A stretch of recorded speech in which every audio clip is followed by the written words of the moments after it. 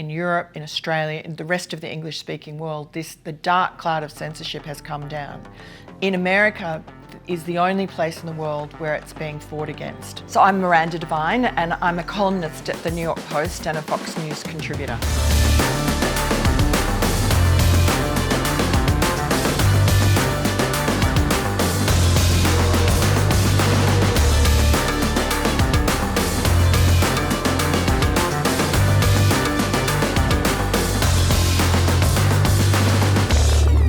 Tell us a little bit about how you got into journalism. So it's sort of in my blood. Both my parents were journalists.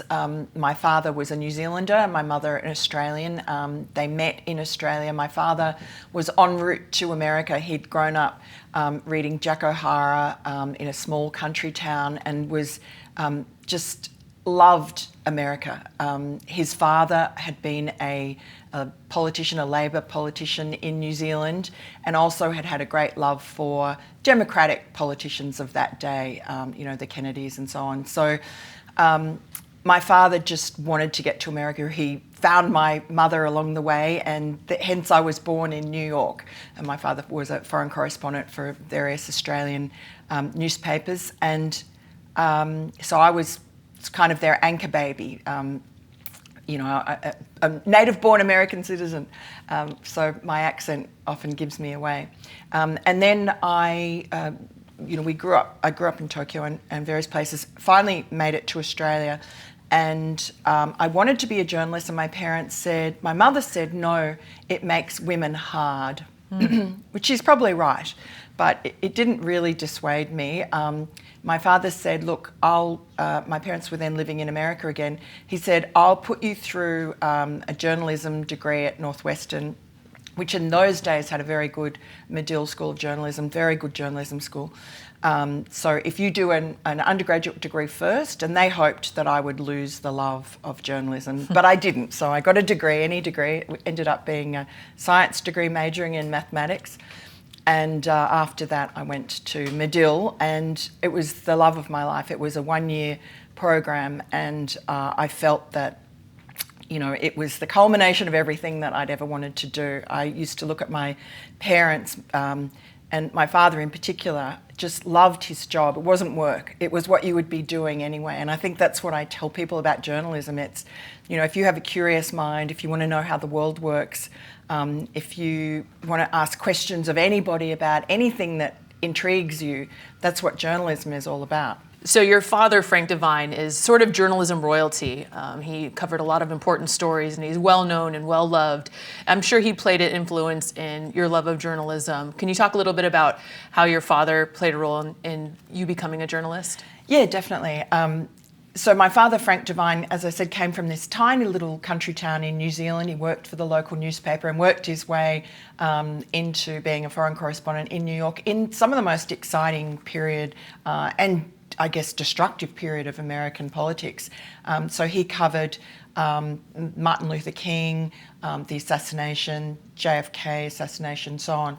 So his sort of career in New York journalism, in American journalism, really covered that amazing epoch, and he just wrote so beautifully about it, and I think I guess that really embedded in me that it's not just an interesting job, but it's an important job, that you are actually recording history, which is what he was doing. And then he moved on to Tokyo, where he was still a foreign correspondent for about 6 years, and that was an interesting period. That was the Cold War. There were a lot of spies in Tokyo.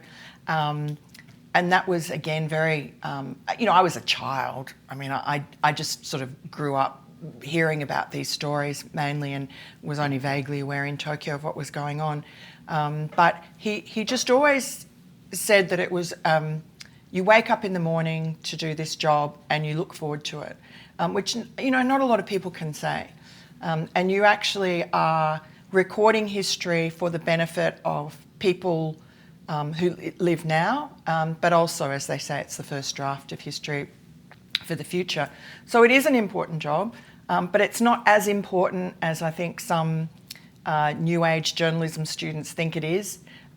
You're not in it to change the world. You're in it to observe the world and record it. Yeah, absolutely. And so is that what is a little bit broken about journalism today? Is it shifted from reporting in the news to advocating one side and only telling one side of the story? Yeah, I do think so. And look, I have a kind of unique perspective because I'm now an opinion columnist. I was a reporter. And so an opinion columnist has this great luxury of being able to just promote one side of an argument. And there's so much opinion journalism now, and it used to be separate from the news. And now I think, read the New York Times. I mean, how can you tell the difference between the opinion journalism and the news pages? And a lot of publications are like that now. So it's overlap. But I think as an opinion columnist, it was important for me to understand about reporting, because there's no point giving an opinion without facts behind it, an argument that you can mount with real evidence. And that also I learned in math when I did a degree in mathematics. We would have to do mathematical proofs, and at every stage along the way you have to, I guess it's the same, like provide evidence, and then at the end you can say QED, I've demonstrated my argument, there's the proof. So I think the problem with journalism schools, I think, have inculcated this in this new breed of activist journalist, just like activist lawyers are, into thinking that, hubris, that they're more important than they are, that they are players, that they're not just observers of the players, and that they have to intervene. It's their moral duty to intervene in a story and suppress certain facts and not look at them and elevate certain facts. And you can see that, I think, most obviously in the Trump era. I think journalism just completely abandoned any pretense at objectivity. And in fact, there was some executive at the New York Times actually said this, that, it's such Trump is such an existential threat that the usual rules of journalism need not apply. So the problem with journalism today is that it's become activism based. Does that create an opportunity for young, maybe conservative minded or independent minded, talented people to tell stories that aren't being told? Is there a career in journalism? Can you find a niche where you're telling the important stories, and even if they get suppressed, people will pick them up and they'll get out there? Definitely, I think that's the case. I think there's a real hunger out in the American public for voices that they can trust, evidence that they can believe, mastheads, journalism entities that they believe are going to tell them the truth. Unfortunately, we're so polarised now that people want their news to be sort of packaged in a way that's cordial to them and their views. But I think that's more so on the left than the right. I think that conservatives are used to seeing both sides because they see their own reality, the reality that's all around them, like sticker shock at the supermarket and so on. But they also are forced to inhabit the world that's controlled, the narrative that's controlled by the sort of elite narrative creators in our society. The New York Times, for instance, I think sets the agenda for all newsrooms around the country. And so conservatives see both sides, and I think that the New York Times readers, the left, they're in a bubble of their own, and therefore they're at a disadvantage. I think they're much more shocked when anything that doesn't accord with their own worldview comes into their orbit. They recoil from it, they're horrified. I don't think they really understand that there has been what you can only call an invasion of illegal migrants under the Harris-Biden administration. Between 10 and 15 million illegal migrants have crossed the border or been flown in some cases. And I think the average New York Times reader would not be aware of that. Or they think that if anyone talks about it, they're racist. Donald Trump with his eating the cats that turned into a meme, that was actually very clever because it focused the attention of the entire country on Springfield, Ohio, which is a tiny little town that had something like a third of its population increase by with a whole bunch of illegal migrants, mostly Haitian. And the Biden administration and the New York Times, Washington Post will tell you they're not illegal because they came in under a sort of a parole system. But that is just a fig leaf that the Harris-Biden administration put on what they were doing, this illegal migrant influx. But that fig leaf is fine for the average New York Times reader because they want to be told those comforting lies, I guess. And the reason that they're content to be lied to is because they believe that Donald Trump is an existential threat to America, to democracy. And, that's, I guess, because he's been demonised for 8 years. And like him or love him, he's not the caricature that has been created, this monstrous ogre, a Hitler character. He's having a rally at Madison Square Garden, and that suddenly becomes some sort of Hitlerian plot. So, unfortunately, if you've been propagandized for 8 years, you're going to believe some of that, especially if you're in your bubble. Right. But you have made a name for yourself as someone who is going to follow the news wherever it leads. Now, you famously wrote Laptop from Hell, and your new book, The Big Guy Is Out, where you chronicle the Biden crime family. And that was a story that you had the courage to tell. And it finally eventually broke through to the mainstream media. But you've also covered Joe Biden's mental decline, and you've covered the illegal immigration crisis. So you're telling the stories that aren't being told. Talk about how that's important, exciting, and possibly even patriotic to do those kind of stories. Yeah, I mean, I can do it because I work at the New York Post, and so, which has an enormous audience, and it's sort of, I guess conservative leaning, but not hugely MAGA or hugely right wing, but just allows us to write the truth, what's happening in our backyard or around. It's become now a national newspaper. And in the case of the Laptop from Hell, we're talking about 3 weeks before the 2020 election, and Rudy Giuliani, who was the lawyer for Donald Trump, got his lawyer to just send me a message and just saying, look, are you interested? Sending me a few bits and pieces from the hard drive that they had, Hunter Biden's abandoned laptop. And, I didn't really know what I didn't know. And I remembered Rudy Giuliani as the hero of New York. I wasn't susceptible to the sort of character assassination that he'd been subjected to in previous years. So I just took it at face value, thought it was great. And my editor, who had brought me here, was another Australian, and we just saw a story. This was a fantastic story. He got great people in our newsroom to do the due diligence on it, sent people down to Delaware to check out the laptop repair shop owner, that he was legit. And, I'd say to people, if that was Don Jr.'s laptop, it was still a great story, and we would have still published that story. Because here is the son of one of the candidates, the son of the vice president, who is, a crack addict. But the main story is that he's taken millions of dollars from China, Ukraine. We didn't know the half of it, but what we saw on the laptop was that Joe Biden was involved in that he'd met with Hunter Biden's Ukrainian business partners, that he'd met with some of the Chinese, that that there were emails saying 10% of some Chinese deal was going to go to Joe Biden. And just on its face, this was put to the lie Joe Biden's,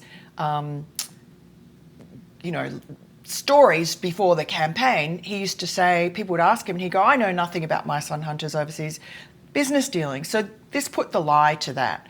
And at the very least, he should have answered it. And his behaviour after our story came out and then was censored was so peculiar. He went to ground. So it was a great story. And it was, it doesn't matter what side of the fence you're on, your curiosity, your basic journalistic instincts should have told you that it was a fantastic story. And there were a lot of journalists who thought that. I mean, there were a couple of New York Times journalists who retweeted our initial story that morning before it got censored by Facebook and Twitter.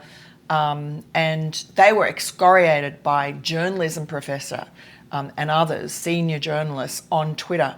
How can you amplify that dreadful New York Post story that's all lies? And then Facebook and Twitter censored us. In fact, Twitter, this is pre-Elon Musk, actually locked the New York Post account for 2 weeks up till just before the election.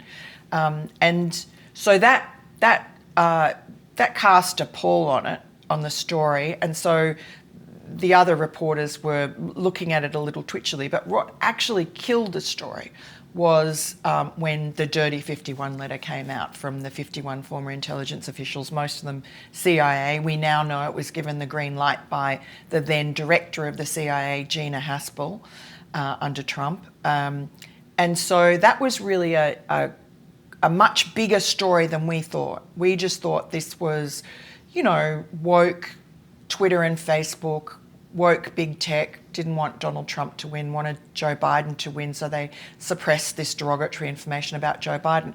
What we didn't realise was that the FBI had coerced big tech, social media giants to censor our story. They'd done this by having meetings with them in the weeks before the election, regularly warning them about this Russian disinformation operation, to expect it, the hack and leak operation, likely in October, likely involving Hunter Biden. And so when Twitter and Facebook saw our story on the 14th of October 2020 about Hunter Biden, they immediately recognised it for what the FBI had warned them and censored it. And then this CIA op happened afterwards. So after the fact, well after, and why I wrote the second book, you realise that this was a really sinister domestic election interference operation by the very national security institutions that Americans expect to keep them safe. Mm-hmm. So what would you say, Miranda, to a young person considering going into the media and they say, well, look what happened to Miranda. She had this incredible scoop. It was well documented, well researched. Anybody who's read your books know it's fact upon fact upon fact. But she was discredited, the post was censored, blackballed, silenced. Who wants to go up against the deep state? What would you say to a young person who thinks that's just too much to try to tackle? No, it's the best thing that ever happened. You just push through it. And my book, Laptop from Hell, was a bestseller. The New York Post got more credibility, more readership, became a national newspaper.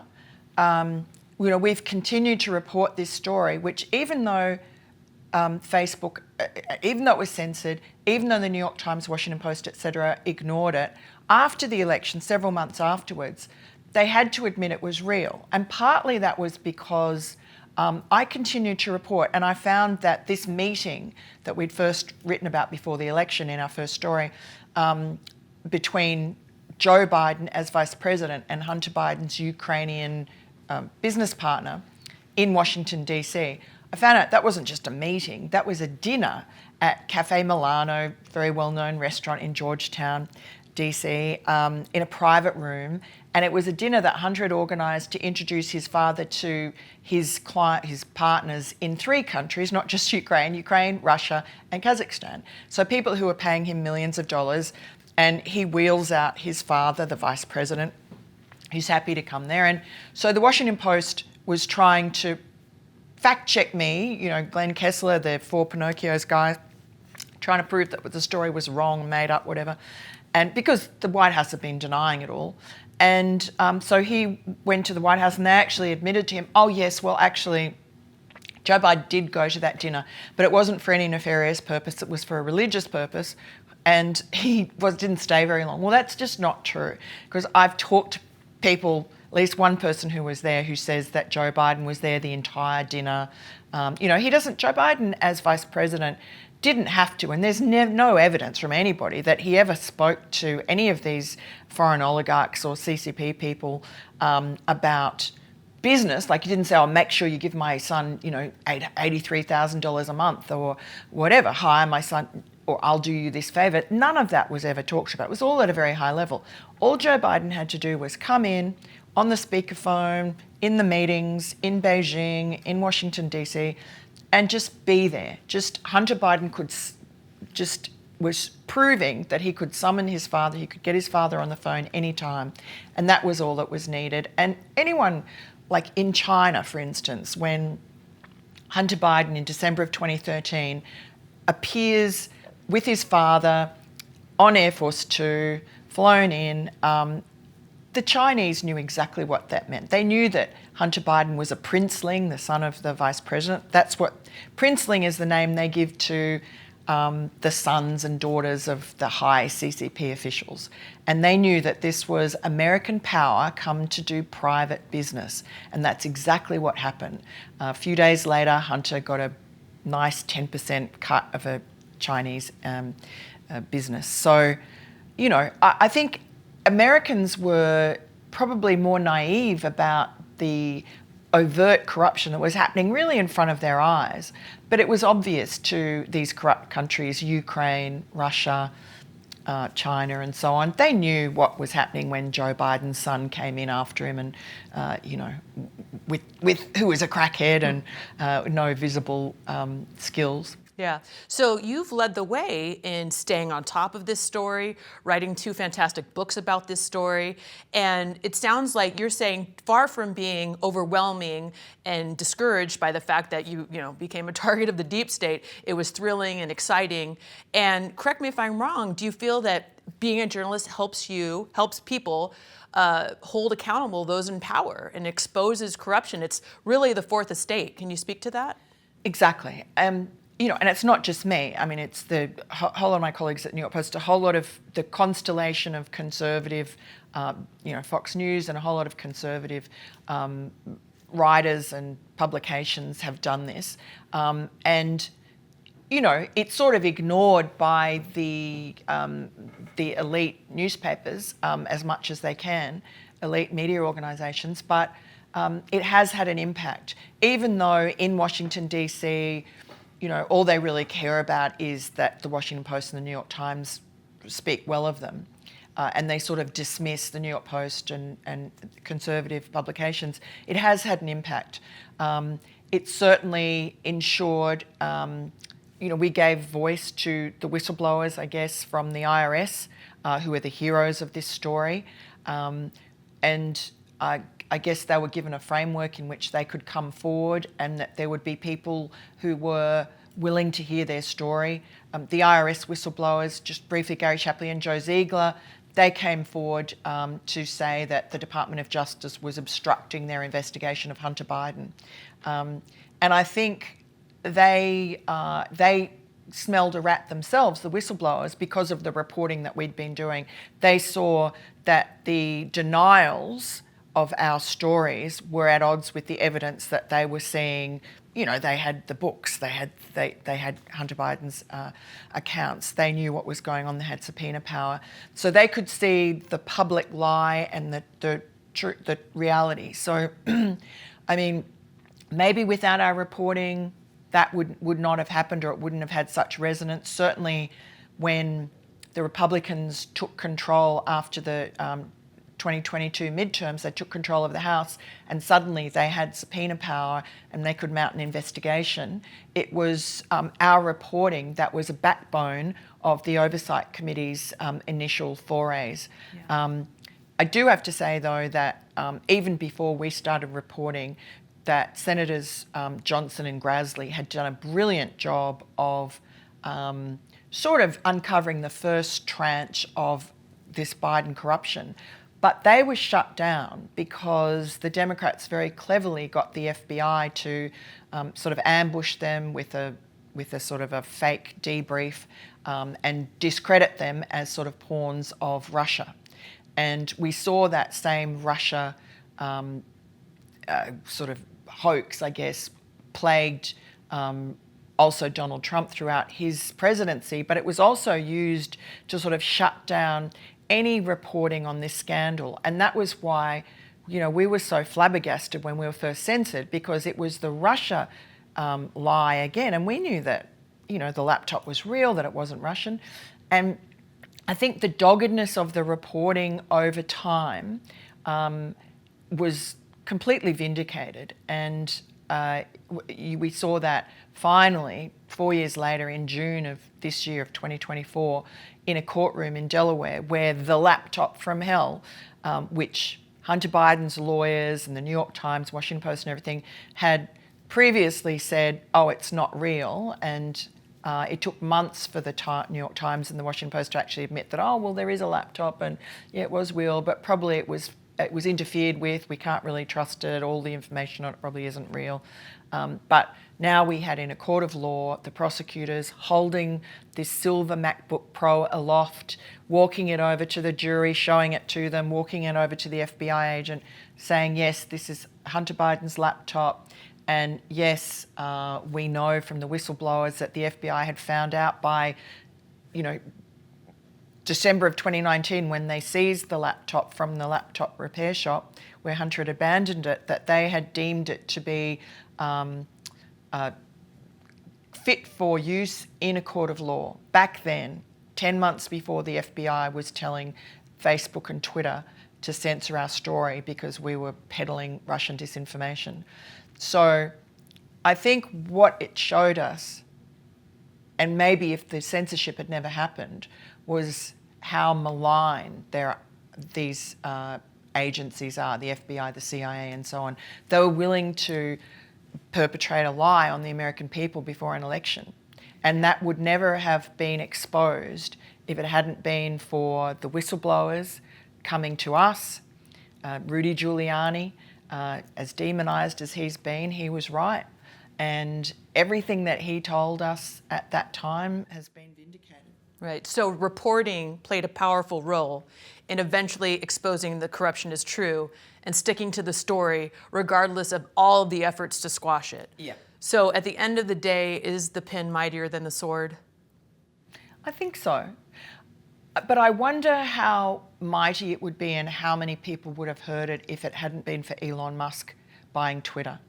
Because, for all its faults and all the sort of crap that's on Twitter, there is, our story was censored, but now people are able to, read our stories unfettered, and the huge reach that social media has. That's an avenue where people can find out information, and maybe people in their bubble are also, that's filtering through to them, the New York Times readers. And I think that the fact that it's dawned on that half of the country that's in the bubble, it's kind of dawning on them that Joe Biden isn't what he said he was. And it was obvious to them, I guess, from the way he ran the country.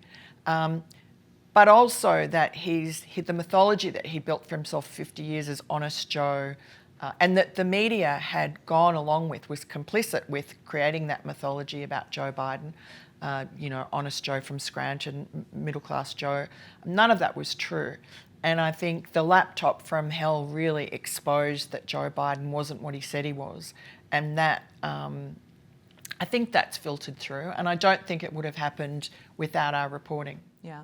So essentially there are avenues, as with X and as technology advances, for young people to make a difference like you did in telling important stories and being truth tellers.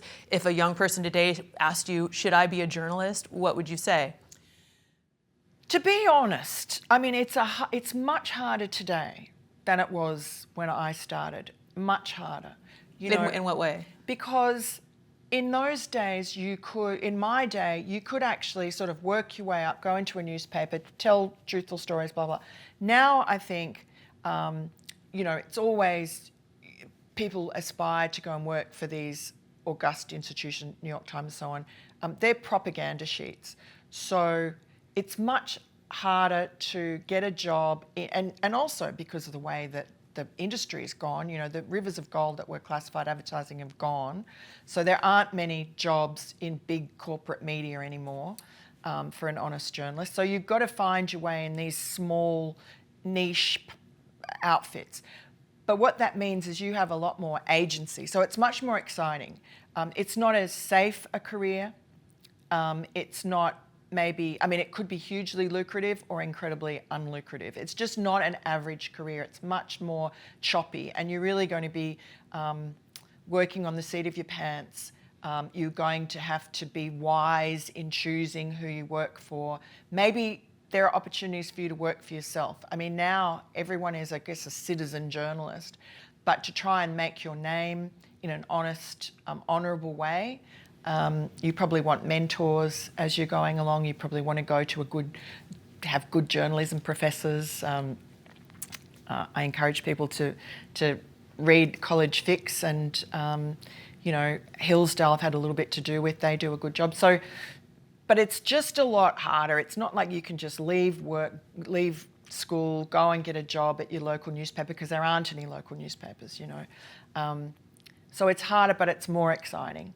So I don't know. It's not if you want to be a breadwinner and have a sensible life, it's difficult. But if you want to have an adventure, and you want to really, it's almost like a new frontier at the moment. It's this. I have no idea where it's going, but it's going to be exciting. And one of the reasons that we're seeing this real attempt to crack down with censorship, there's the disinformation, misinformation that you're hearing the Democrats mainly talk about, but also the national security agencies talking about it all the time. And you're seeing it in Europe, in Australia, in the rest of the English-speaking world. The dark cloud of censorship has come down. In America is the only place in the world where it's being fought against. And that's partly because of the Constitution. It's partly because of the DNA in Americans, that they're revolutionaries. They're not going to be told what to do by, high-up controllers. But also it's because there's that tradition of journalism here, where you're going to report the news without fear or favour, and there still are those voices out there who are doing that and who will resist censorship, like Elon Musk of all people. Imagine him as the white knight of journalism. I don't think he intended it to be like that at all. He's probably a bit uncomfortable. I'm not saying Twitter is perfect, but at least there is in America some sort of ability to resist the censorship industrial complex, I think Michael Schellenberger calls it. And so if you're a young journalist, this is your frontier, and you're actually a kind of a warrior for the First Amendment. So if you want a cause to go into journalism for, that's it. You're not going to change the world by making sure that Kamala Harris wins office and lying about Donald Trump, but you might save the world by telling the truth and being brave and standing up for just the average story, that your local council, your local mayor is corrupt. He's taking money from a developer. I mean, that's a really important story. Yes, absolutely. Well, I got goosebumps with that answer, because I always tell the young people I mentor, we're fighting the good fight. We're telling the stories that matter, and hopefully the pen is mightier than the sword. I think so. I think it's a battle. I'm not sure that one's winning at the moment, but we'll recruit another generation to keep fighting. That's right. Yeah, they need to keep fighting, because otherwise the pen will be completely overwhelmed. Yeah. Hello again, John Miller here. If you enjoyed this video, please hit the like button, leave a comment, subscribe. Also, visit our website at The College Fix. If you're a student and you'd like to join The College Fix and try out journalism, find the button on our homepage and an editor will contact you. We got more videos coming. Please stay tuned.